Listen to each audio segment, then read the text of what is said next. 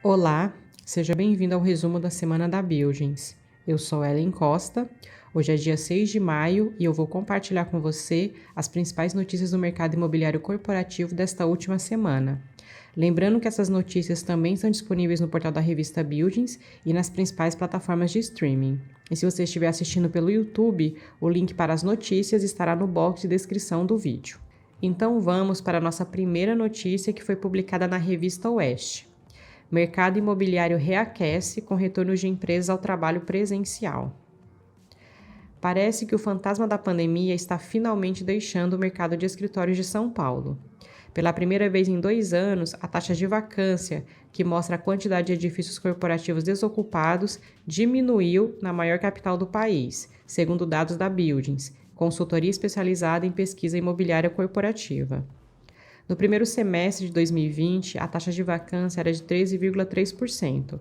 No último trimestre de 2021, atingiu o pico de 21,3%. Já no primeiro trimestre de 2022, baixou para 21%. Pode parecer pouco, mas para Fernando Diziacas, sócio-diretor da Buildings, essa redução demonstra que as coisas estão voltando ao normal de forma natural. Abre aspas. A gente sempre entendeu que o movimento de escritórios fechados e todos os funcionários em casa era algo temporário. Não existe um mundo em que as pessoas não voltem para o trabalho presencial. Fecha aspas. De fato, muitas empresas devolveram seus escritórios durante a pandemia, mas outro fator contribuiu muito mais para aumentar a quantidade de escritórios desocupados: a entrega de novos empreendimentos em um volume grande. Só para ilustrar, entre 2016 e 2017, passamos por uma crise econômica e nessa mesma época tivemos muitas entregas de novos empreendimentos, que tinham começado a ser construídos em 2013. Por causa desse boom de entregas, a taxa de vacância foi maior do que o visto na pandemia, explica Diziacas. Para o gestor, uma das motivações por trás do movimento foi a mudança de pensamento das empresas. Quando as companhias que apostaram muito no home office como algo definitivo perceberam o desgaste que o modelo de trabalho gerava na equipe, resolveram voltar ao presencial. A gente ouvia de amigos que eles estavam trabalhando mais de casa do que o normal e nem todos tinham uma estrutura para fazer um escritório. Segundo Amaury Cunha Carvalho, diretor da OM30, empresa de tecnologia da informação, a principal razão da volta total ao escritório foi a necessidade de aumentar a produtividade da equipe. Sem contar os profissionais de TI que moram em outros estados, todos os trabalhadores da empresa sempre atuaram presencialmente. Por isso, em março de 2020, quando começou a pandemia e houve a necessidade de afastamento social, os funcionários tiveram de se acostumar a trabalhar em casa. No dia a dia, por exemplo, existem demandas urgentes e quando estava em home office, o controle ficava mais aberto, porque demorava para chamar todos e colocá-los em uma sala virtual para tratar do assunto. Quando o impacto da pandemia começou a refrear, automaticamente os responsáveis pelas empresas pensaram no retorno presencial. Entre março e abril do ano passado, alugamos a sala ao lado, aumentamos o espaço de escritório e começamos a intercalar a vinda dos funcionários. A volta de uma forma mais maciça deles ocorreu em junho de 2021, conta o diretor da OM30.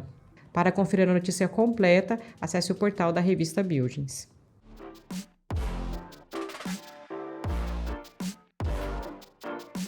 Nossa próxima notícia foi publicada na InfoChannel. Pesquisa da OTRS mostra os desafios das lideranças com o trabalho híbrido. O mundo mudou significativamente nos últimos 2 anos. Home office, trabalho remoto e locais distribuídos.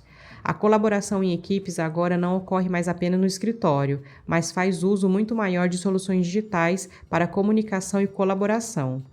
Por esse motivo, a OTRS Group entrevistou 500 executivos internacionais na Alemanha, Estados Unidos, Brasil, México e Singapura sobre o tema da liderança na era digital.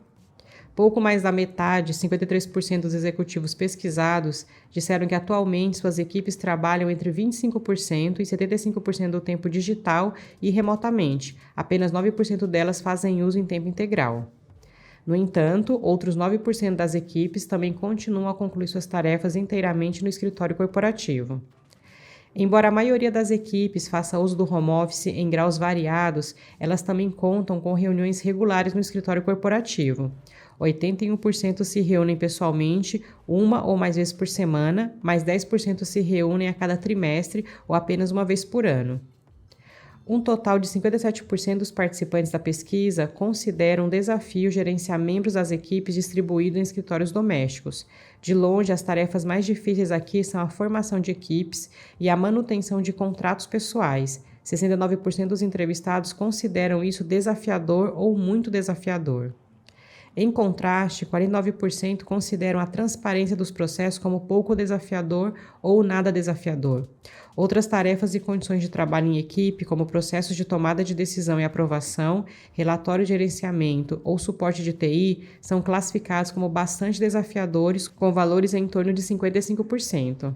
Entre suas medidas de formação de equipe mais importantes estão: 28% utilizam reuniões regulares e 26% reuniões regulares de feedback. Ao mesmo tempo, para melhorar a liderança e a colaboração em equipes digitais, 34% dos entrevistados fazem uso de comunicações multimídia e 32% utilizam novas soluções de fluxo de trabalho.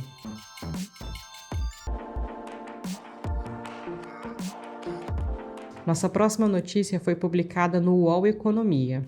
BC sobe juros a 12,75% ao ano, maior nível desde fevereiro de 2017. O Copom do Banco Central decidiu na última quarta-feira, dia 4, por unanimidade, subir a taxa básica de juros da economia, a Selic, em 1 ponto percentual. Com isso, o índice foi de 11,75% para 12,75% ao ano, o maior patamar desde fevereiro de 2017, quando a taxa estava em 13%. O movimento já era esperado por economistas. Essa é a 10ª alta consecutiva aplicada pelo BC à taxa Selic desde o início do aumento da inflação em março de 2021. A taxa chegou a ter o menor valor histórico de 2% em agosto de 2020 para impulsionar a economia, debilitada pela pandemia. O choque de juros deste ciclo já é o maior desde 1999, quando, em meio à crise cambial, o BC aumentou a Selic em 20 pontos percentuais de uma só vez. O Copom justificou a nova alta se baseando no ambiente externo que seguiu se deteriorando e com pressões da inflação decorrentes da pandemia que se intensificaram com problemas de oferta advinda da nova onda de Covid-19 na China e também da guerra na Ucrânia. Em relação à atividade econômica brasileira, o conjunto dos indicadores divulgados desde a última reunião do Copom indica um crescimento em linha com o que era esperado pelo comitê. As expectativas de inflação para 2022 e 2023, apuradas pela pesquisa Focus, encontram-se em torno de 7,9% e 4,1%, respectivamente.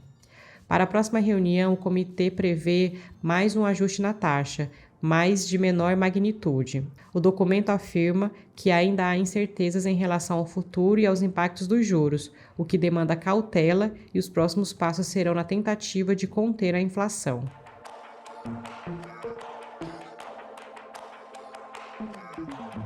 Nossa próxima notícia foi publicada na Gazeta. Magazine Luiza abre centro de distribuição no Espírito Santo com investimento de R$2 milhões.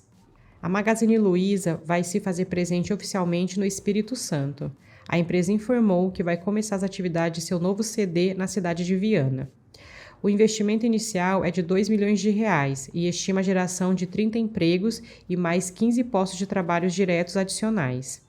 A Magalu agora totaliza 26 centros de distribuição, localizados em diferentes regiões do país. A logística conta com a Malha Luiza, a Logbi e a GFL. Além disso, opera 1.481 lojas físicas, distribuídas por mais de 830 cidades e 21 estados.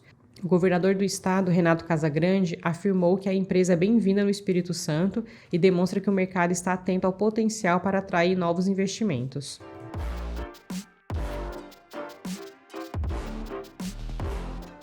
Então vamos para a nossa última notícia, que foi publicada no Estadão.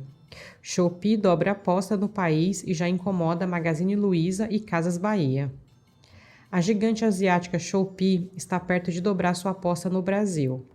Com uma operação local com mais de 1.500 funcionários, a companhia acaba de inaugurar seu segundo escritório na capital paulista, na região do Largo da Batata, em Pinheiros.